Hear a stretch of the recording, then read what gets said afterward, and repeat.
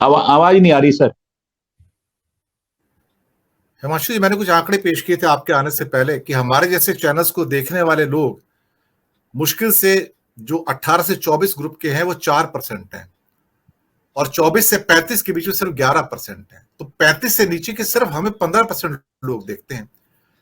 ये जो नया वर्ग आता है, और मैंने ये भी आंकड़े बताए थे कि पिछले सिर्फ हिंदी पट्टी के अंदर जहां आबादी ज्यादा बढ़ती है अपेक्षाकृत, वहां पर पिछले 5 सालों के अंदर या 4.5 साल के अंदर 4 करोड़ नए वोटर जुड़ गए सर, सिर्फ हिंदी पट्टी में। सर, ये 4 करोड़ वोटर का 80% वो वर्ग है जो व्हाट्सएप यूनिवर्सिटी से निकलता है और मोदी जी को वोट देता है। सर, इसी ने ये डिफरेंस पैदा किया इन 3 स्टेट के अंदर।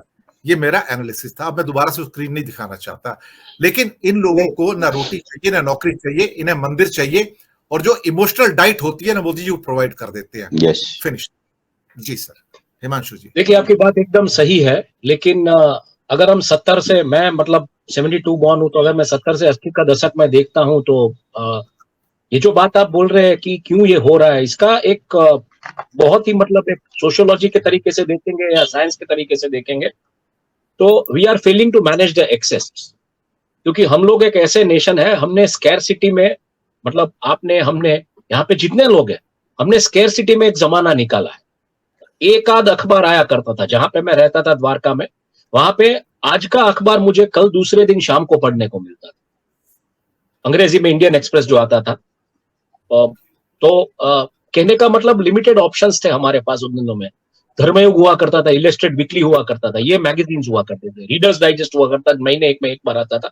और फैमिलीज में कहीं पे ये हैबिट्स हुआ करती थी रीडिंग की, इस तरीके के अच्छे, मतलब एक रीडिंग की, उसकी चर्चा होने की, या डाइनिंग टेबल पे लोग साथ बैठ के खाना खाते। डाइनिंग टेबल नहीं था, जमीन पे बैठ के खाते थे, लेकिन बातें तब उन दिनों में ऐसी चीजों की होती थी।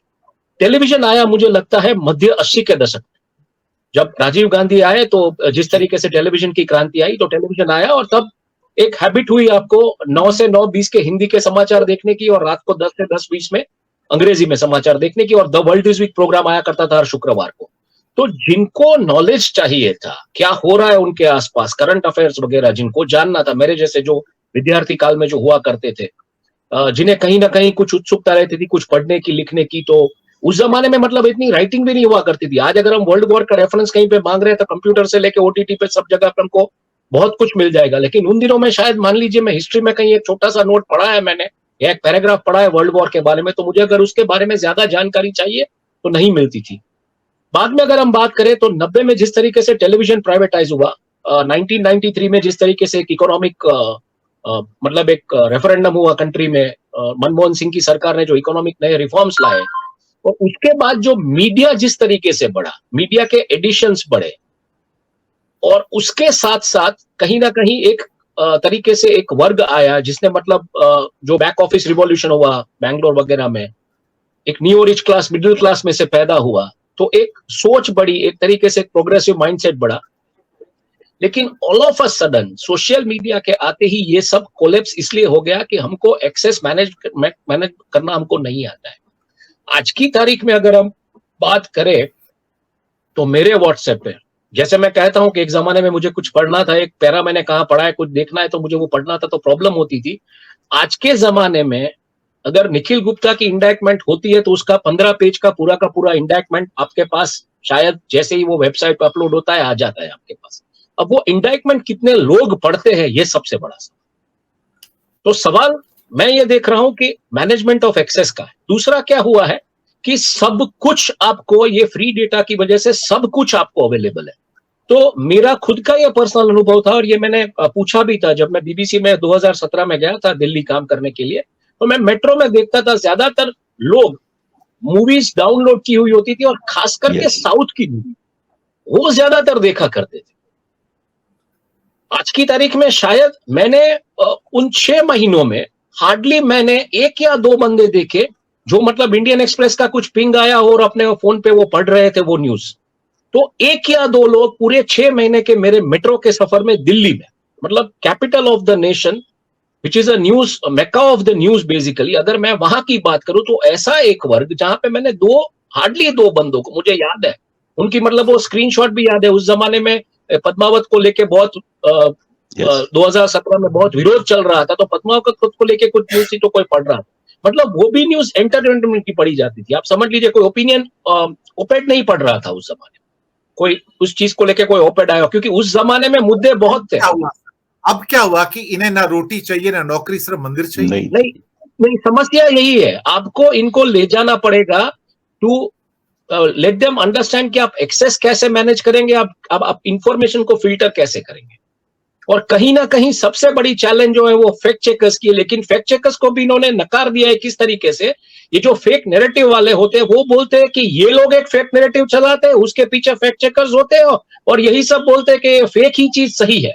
तो फैक्ट चेकर्स के ऊपर से भी कहीं ना कहीं भरोसा उठा दिया गया है अभी, और ये पूरा नैरेटिव इस तरीके से सेट कर दिया गया। तो ये हुआ क्या है, डिजिटल एक्सेस की वजह से जो स्कूल ऑफ मेरिट था ना, वो कहीं पे खत्म हो चुका है। हर एक बंदे को सब कुछ पता है, हर एक बंदे को जो चाहिए वही वो इंफॉर्मेशन लेता है, और हर एक बंदा व्हाट्सएप के जरिए, जैसे अखिल स्वामी जी ने बहुत ही अच्छा उदाहरण दिया कि जैसे रवीश कुमार वाकई में अपने हर एक वीडियो में बोलते हैं कि ये व्हाट्सएप यूनिवर्सिटी के रिटायर्ड सोसाइटी के अंकलों से बचे रहिए। ये एकदम सही बात है, क्योंकि उनके पास कुछ काम है नहीं, एक फिक्स इनकम आती है, एक फिक्स मतलब पेंशन आती है, 40 साल नौकरी की है, 40 साल से पेंशन ले रहे हैं, तो उनके पास ये फैक्ट चेक करना, इसको वेरीफाई करना, और सबसे बड़ी चीज, अगर आप ओल्ड स्कूल ऑफ थॉट से हो, अगर आप मान लो कि गांधीयन प्रिंसिपल वाले लोग हो, ओशो में मानने वाले लोग हो, उनको ये जो ये कम्युनल बातें हो रही है उससे क्या लेना देना। मुझे तो सबसे बड़ा सोशल इंजीनियरिंग ये लगता है कि जिन लोगों ने, मतलब मेरे साथ पढ़े, सेम स्कूल में पढ़े लोग, अच्छे खासे स्कॉलर लोग, लेकिन वो लोग इस नैरेटिव को मानने लगे। तो मुझे लगता है ये एक व्यक्तिगत चीज है, व्यक्तिगत वो मतलब बोले, जैसे अखिल स्वामी जी ने कहा कि ये आपका वो व्यक्तिगत रहता है कि आप किस दिशा में उसको लेके जाए। दूसरी तरफ जैसे अरुण कुमार शर्मा साहब ने भी अच्छी बात की कि एक पूरा का पूरा वर्ग टेम्पल इकोनॉमी पे जी रहा है, क्योंकि यही चीज मिस्टर बिनानी ने एक अपने इंटरव्यू में कही थी। बोले आप बोल रहे हैं डेमोग्राफिक डिविडेंड इतने करोड़ की आबादी, बोले आपने कभी सोचा है हिंदुस्तान में टेम्पल इकोनॉमी पे कितने लोग जी रहे हैं? तो कंज्यूमर तो जो है उससे आप मतलब -10x करके चलिए, उतने ही कंज्यूमर में पूरा भारत का बाजार बचा हुआ है। तो ये चीजें हैं, और इसको मैं मतलब समअप अगर करना चाहूं तो ये कुछ ऐसा हो गया है फिलहाल अभी कि वो एक कव्वाली के स्वरूप में जो नुसरत फतेह अली खान गाते हैं, स्वर्गीय नुसरत फतेह अली खान, जो एक नाज ख्यालवी जी ने पेन की है, तोबा टेक सिंह पंजाब पाकिस्तान से, जो उन्होंने की थी कि हो भी नहीं और हर जा हो, तुम एक गोरख धंधा हो। तो ये पूरी की पूरी जो है गोरख धंधे की जो इकोनॉमी है वो चल रही है, कोई है ही नहीं, कोई अकाउंटेबल नहीं है, कोई रिस्पॉन्सिबल नहीं है, फिर भी ये पूरा का पूरा खेल चल रहा है। और ये पॉलिटिक्स में इस तरीके से आ चुका है, इसको सोशली और इकोनॉमिकली इस तरीके से जोड़ दिया गया है कि लोगों को लगता है कि यही सही है। और इस मतलब वो बोलते हैं ना, ओ माय गॉड में भी बोलते हैं कि एक ऐसा अफीम है जो आपने चटा दिया एक बार पब्लिक को, तो बाद में उन्हें कुछ दिखता नहीं है। और मैनेजमेंट ऑफ एक्सेस, मुझे लगता है आने वाले दिनों में स्किल की जगह पे आपको लोगों को मैनेजमेंट ऑफ एक्सेस सिखाना पड़ेगा कि आप कौन सी चीज को फिल्टर कीजिए, क्या आपके लिए काम का है। आज के दिन में मुझे बताइए, इतनी प्रॉस्पेरिटी बढ़ी है, कंट्री ग्रो हो रहा है, 5 ट्रिलियन इकोनॉमी की तरफ हम जा रहे हैं, कितने फैमिलीज में लोग आज की तारीख में डिनर टेबल पे बैठ के इन सब चीजों के बारे में, मुद्दों पे चर्चा करते हैं। मैंने देखा है कई जगहों पे बाप और बेटे की सोच अलग होती है। बेटा जो है वो भक्त होता है, और बाप जब सही बात बोलता है तो बाप और बेटे के बीच में लड़ाई हो जाती है। तो मतलब ये पॉलिटिक्स उस लेवल पे घुस चुका है, ये खास करके नरेंद्र मोदी स्टाइल पॉलिटिक्स, कि आप किसी की मृत्यु की जो शोक सभा होती है उसमें चले जाए तो वहां पे भी ये चर्चाएं होती है। तो ये मुझे लगता है ये कैसे इसको आप डिटॉक्स करेंगे, ये सबसे बड़ा चैलेंज है मेरे ख्याल से। और उसके चलते ये जो आपने जो आंकड़े दिए आपके डेटा के, उसमें ये समस्या रहेगी कि सही बात सुनने वाले लोग धीरे धीरे कम होते जाएंगे।